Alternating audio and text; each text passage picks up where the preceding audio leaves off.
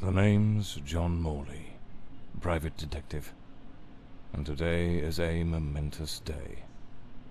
After enduring the most exquisite tortures at the hands of those blasted nurses, and being pumped full of enough medicine to fell an ox,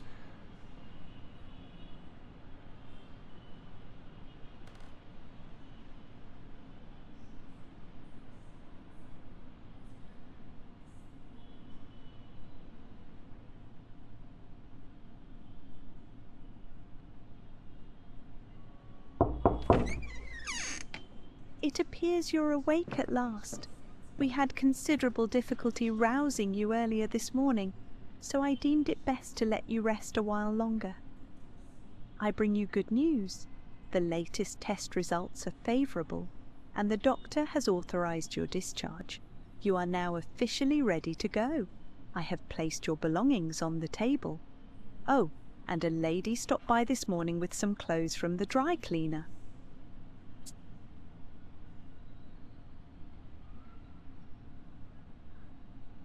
I've been having nightmares. The doctor has prescribed some medication that should help address any residual effects. This should assist in alleviating your nightmares. My belongings? I thought everything was already in the room. There are a few valuables and some coins we kept for safekeeping. They are in the box on the table.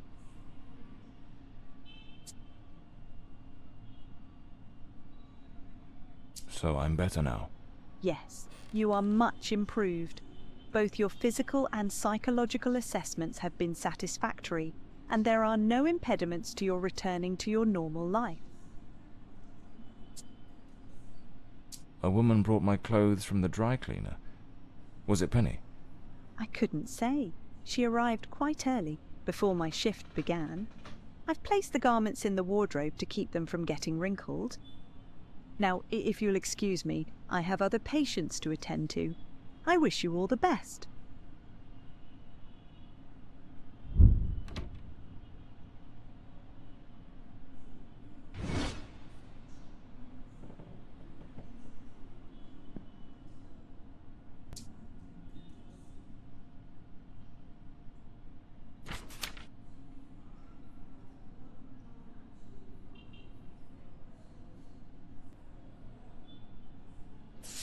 That's me, the bloodhound Morley.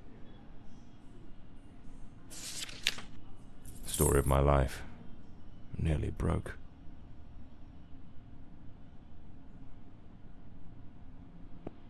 I better get dressed. The hospital gown that ties in the back doesn't exactly scream professional. This note's from Penny, my secretary. She must have left it here a few days ago while I was still under observation. Damn it, Penny. I don't blame her, though. I'm a right mess. I've managed to lose the only two things that kept me grounded. Her sound advice, always spot on, and the faint hope that she might dump Peter and give me a chance. Rainy and overcast. Typical London weather.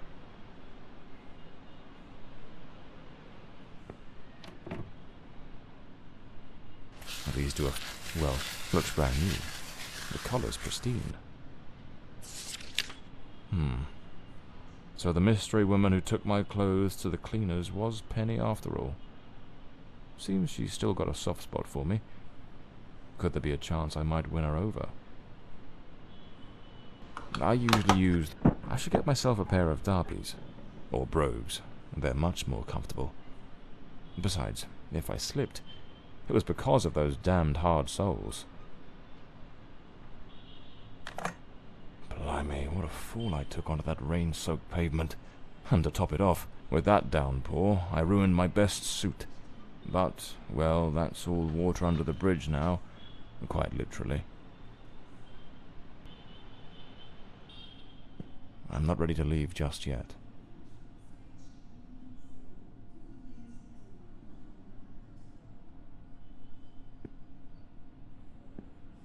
Blimey, it's nearly noon. I must have lost track of time in those blasted nightmares. Trench coat and fedora hat. Every detective's must have.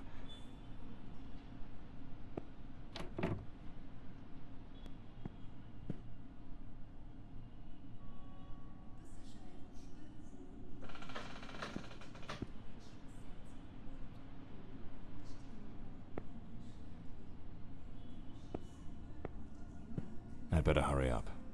Just like Penny says in her note, I might have a new client this afternoon. And with the way things are going, I can't afford to let that slip away.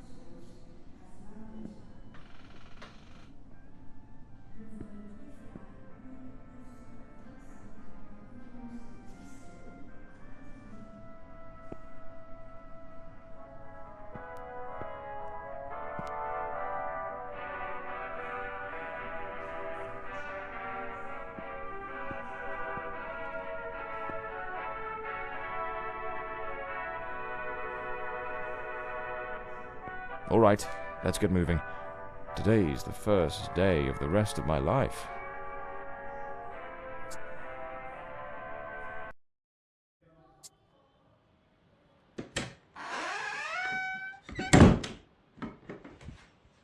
Back again. Feels like stepping into a forgotten paradise.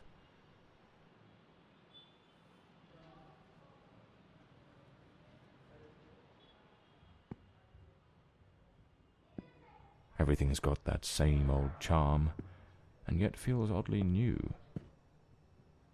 This hospital stint's given me a bit of a new outlook. Maybe I'll take it a shade easier from now on, sticking to cases that don't demand a trip to the morgue.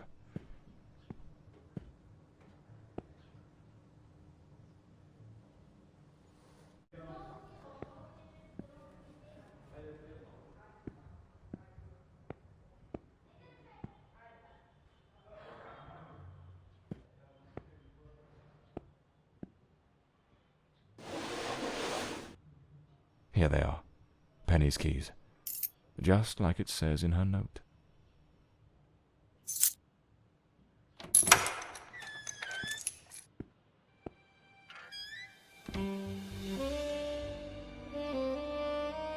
Even the coppers missed it. The slant on the letter E.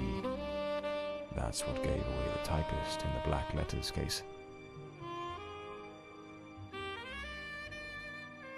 My files. Cases, clients, debts. Too many debts. Far too. This case is worth its weight in gold. Everything you need for a portable lab. This one's a favorite. The jealous lover solved everything with a few blows from an ashtray.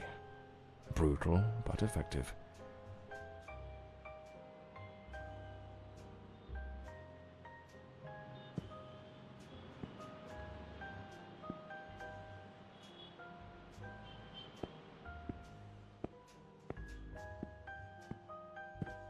Penny's desk. I ought to give her a ring and try to sweet-talk her into coming back. So this is Peter. That smug grin's got "Punch Me" written all over it.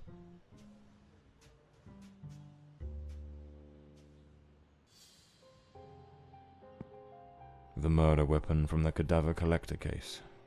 Nasty business, that one. My desk, strangely tidy. Normally it's buried under papers, notes, bits of evidence. Penny must have wanted to leave everything spick and span before she walked out on me. Another one of my cards. But this one has my last name circled.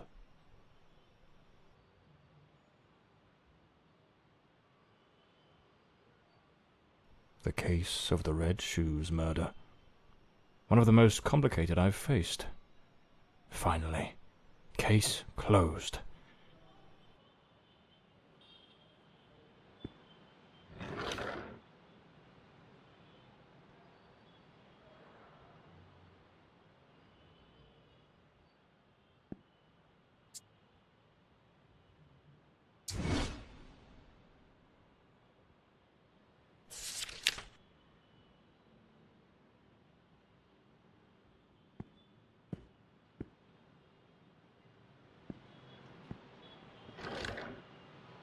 Amazing how this little gadget can reveal the devil in the details. The drawer. It's locked. But there doesn't seem to be a keyhole.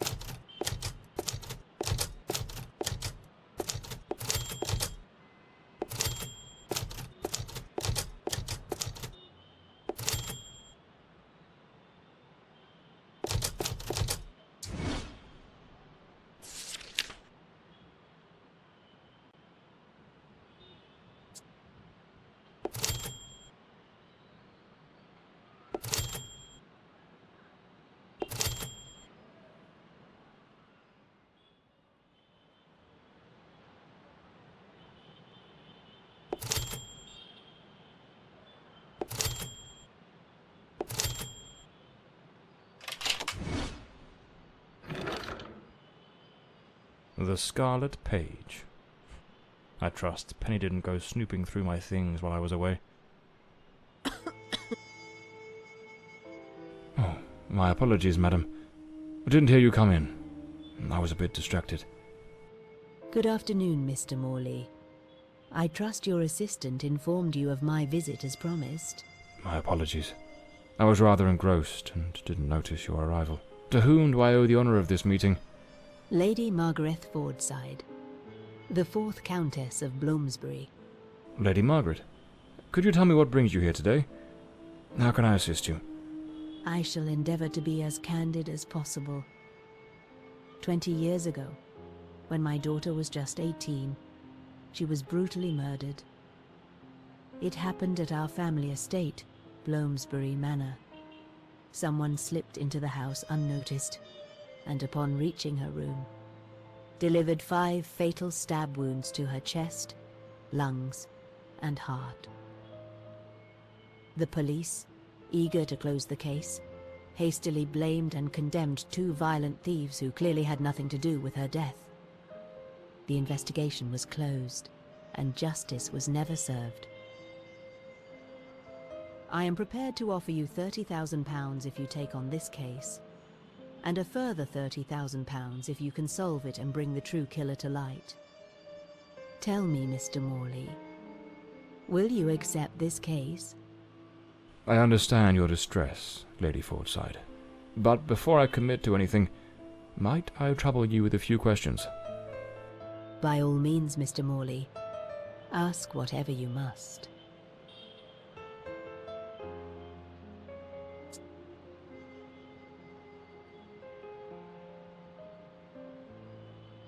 Tell me, were there any witnesses?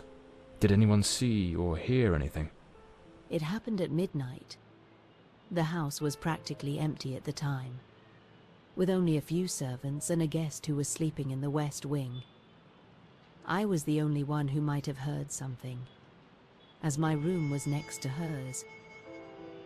Unfortunately, I had taken a sleeping draught and fell into a deep slumber. It is a decision I shall regret for the rest of my days.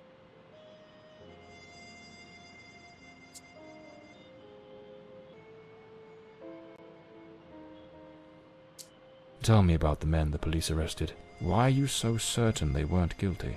2 days after the murder, the police arrested a pair of violent thieves who were terrorizing the county at the time. Though they swore their innocence in my daughter Elodie's death, their criminal record completely undermined their defense. Seizing the opportunity, the police locked them away for their other crimes, and the case was closed.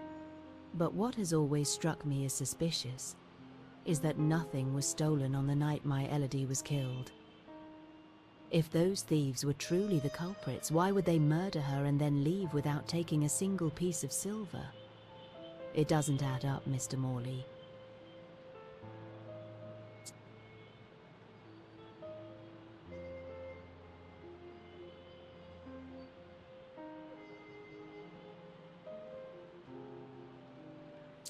Tell me about Bloomsbury Manor. Do you still reside there?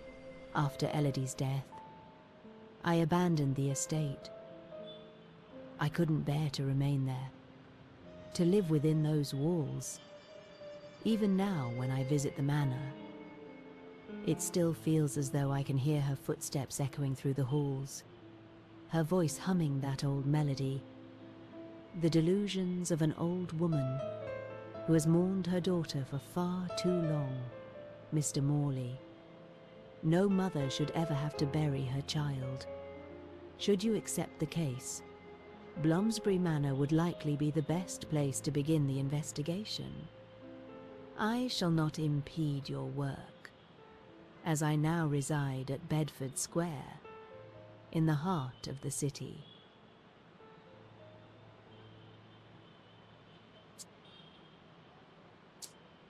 A case that's been cold for 20 years. You certainly don't make it easy for me, Lady Margaret. What made you decide to seek out a detective now? For over 2 decades, I've fought tirelessly to have the case reopened, to prove that the real murderer escaped justice. But all in vain. Neither solicitors nor well-meaning police friends, nor even journalists hungry for a dark story have managed to uncover anything. Then one day, I read about your success in solving the case of the Red Shoes killer. Regrettably, I also learned of the unfortunate incident that left you hospitalized with grievous injuries. On the advice of your secretary, Miss Penny, I waited patiently for your recovery. And now, here I am. Well, I believe I have all the information I need to get started. I accept the case, and will begin the investigation immediately. I'm pleased to hear that. My butler will bring you the £30,000 tomorrow morning.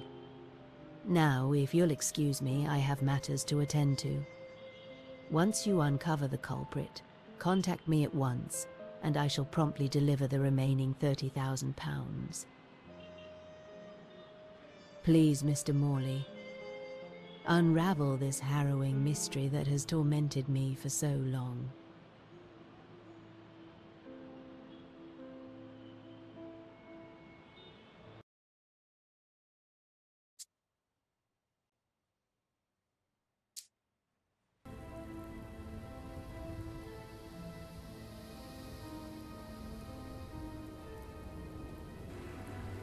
As I made my way through the dense forest path, a haunting silence enveloped the air.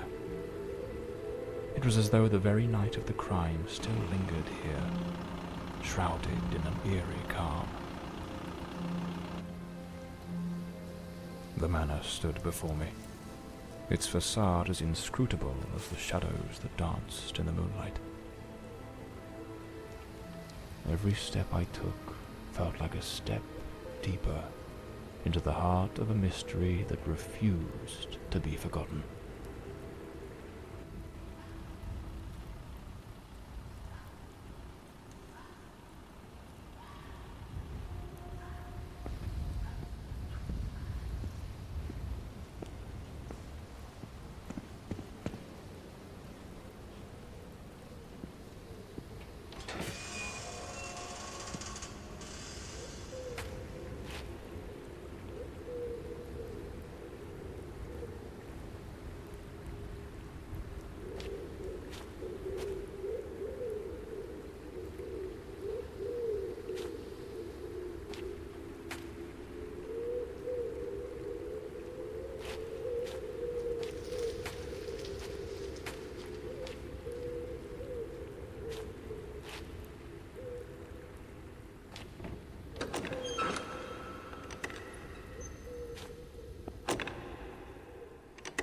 Not a sound.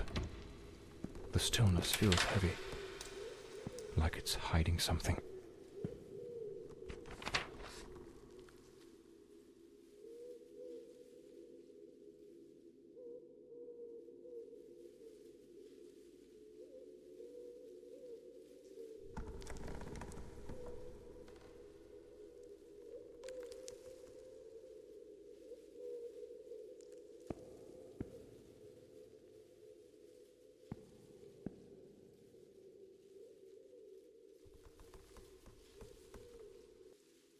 It seems Elodie had a passion for art, but her style wasn't exactly well received. Disturbing from the looks of it. This painting, it's rather grim. There's something deeply unsettling about it, almost like it carries a shadow of its own.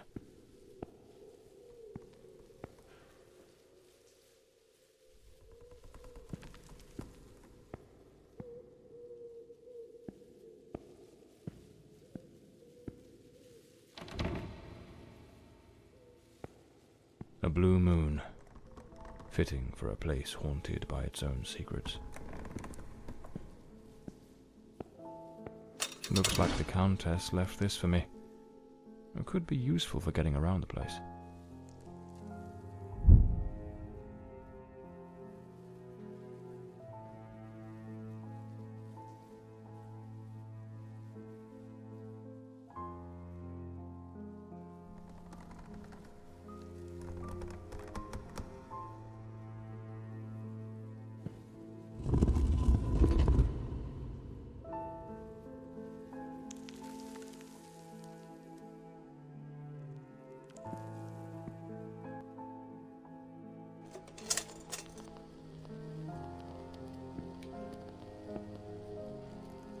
It seems Lord Fordside was a renowned sculptor, though his works were somewhat sinister.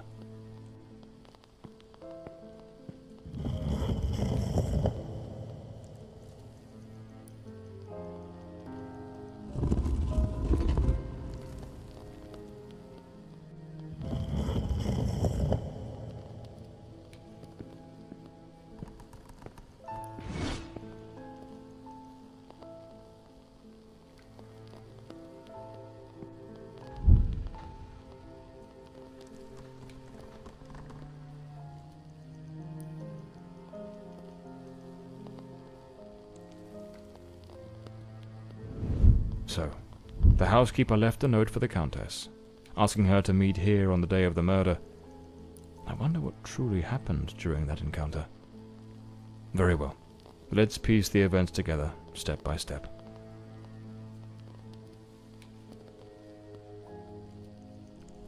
A globe resting in a beautiful wooden stand.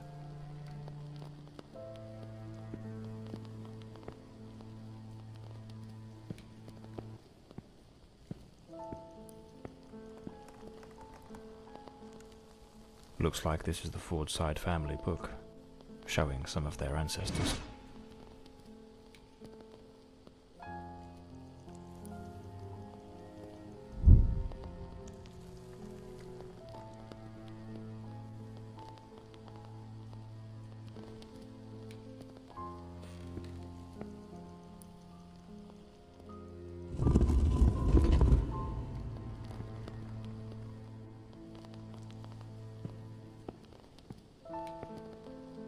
Another painting by Elodie. There's something deeply disturbing about her work.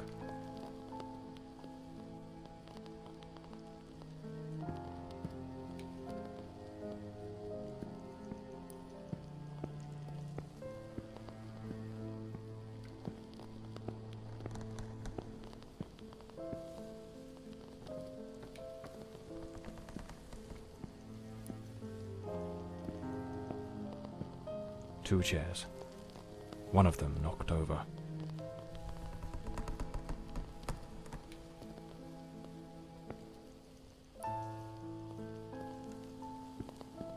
The housekeeper's cup is still here. Tea spilled across the table. She never got to drink it. Looks like someone arranged tea in the library that day. An empty envelope. Did the housekeeper hand the Countess a letter? Lipstick stains. Same shade the Countess wore when she visited my office. It seems they met here. But something went wrong during the conversation. I am very angry. After all these years of service, this is how you repay me? Walking away like this? I'm sorry, madam, but the situation has become unbearable. My bags are already packed.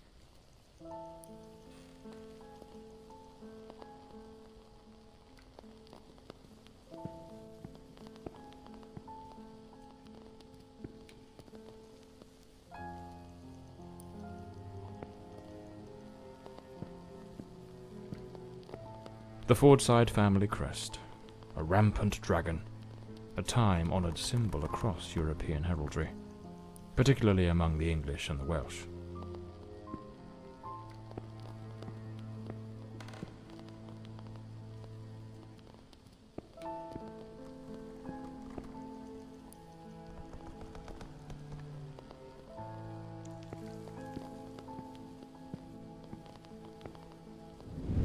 The Countess threw the housekeeper out in a fit of rage. In her haste, the housekeeper forgot one of her bags. What was it that unsettled the housekeeper enough to abandon her post so suddenly?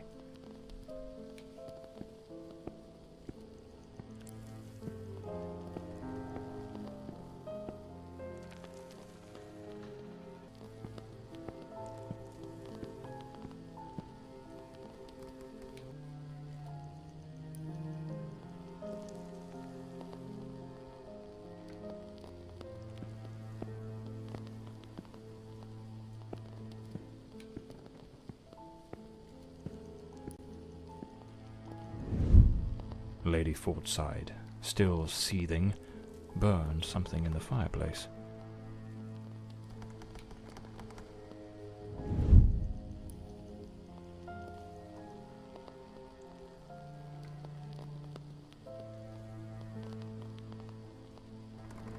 The housekeeper resigned.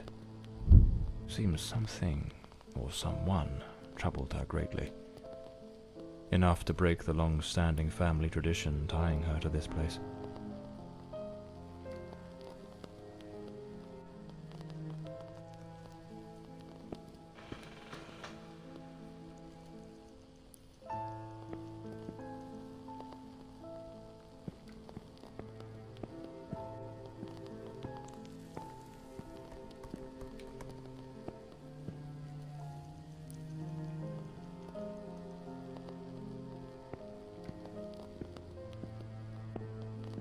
The lock has been concealed. This door must open by some other means.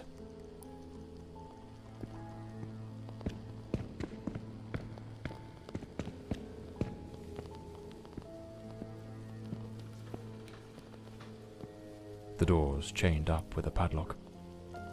Looks like I'll need to find the key.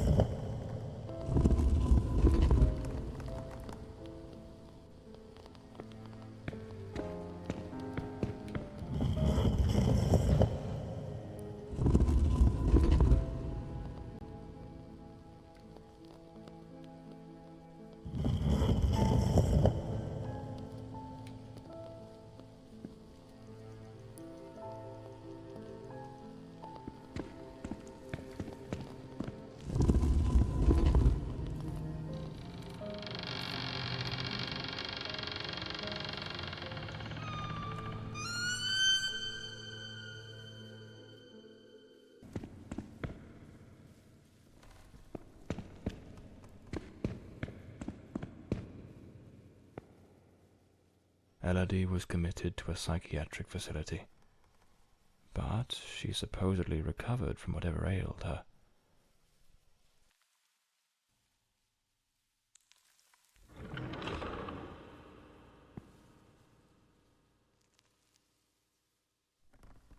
This looks like the key to the main hall. Could be my way into the heart of the house. Lady Margaret and a young woman. I suppose it's Elodie. They look happy. It was undoubtedly a better time.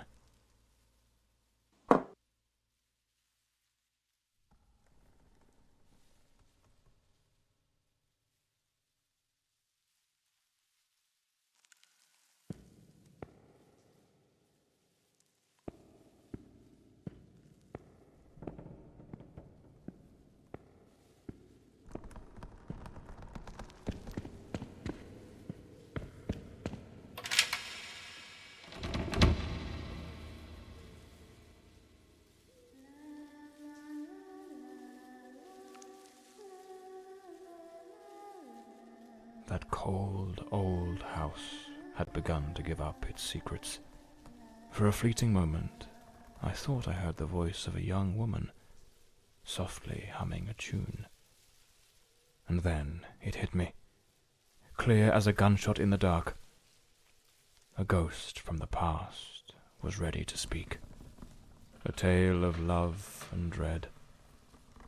A mystery begging to be solved.